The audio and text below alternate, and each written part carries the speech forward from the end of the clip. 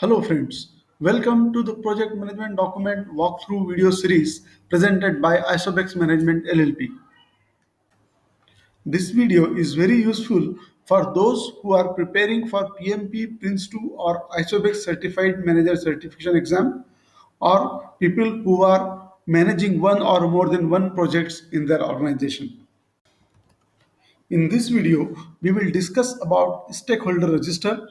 This document comes in the existence from initiation stage of the project. As far as PMP exam is concerned, you should remember that only two processes starts from initiating process group, that is develop project charter and identify stakeholder. The stakeholder register is the output of identify stakeholder process. Let's go to the stakeholder register template. You should give basic information about the project like project name, project location, project manager's name, client's name, project start date, project end date, last updated on, and number of version of this document. The first column is serial number. It may be 1, 2, 3, 4, and so on. The second column is stakeholder's name. For example, Jonathan M is the name of stakeholder in this example. The third column is stakeholder's title or designation. Here you need to mention what is the designation of stakeholder in his organization. In this example, Jonathan's designation is project manager.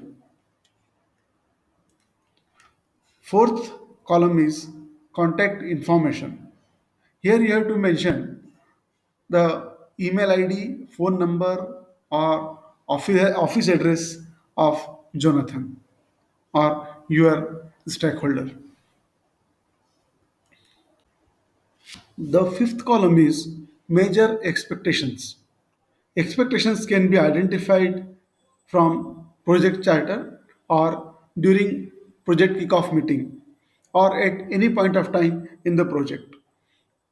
In this template, you can see there are two expectations written. One is none of the vendor should compromise on the quality of the deliverables.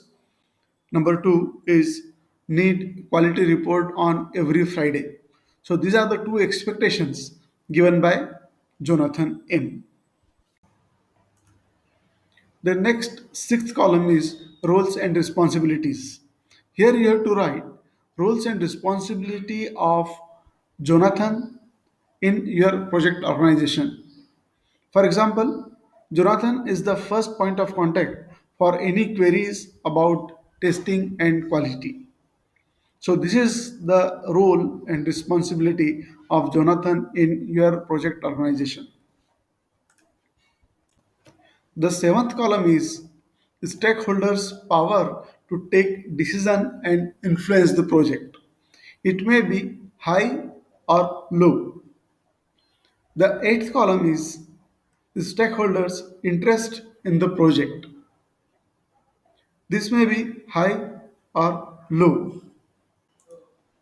The ninth column is power interest grid quadrant. This is an auto-generated column based on your input to power and interest column. High power and high interest.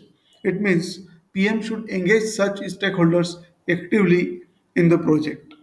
High power and low interest means it is difficult for PM to bring them in the touchpoints call or status calls and difficult for keeping them satisfied. Low interest and low power means PM should monitor them if they are moving to another quadrant.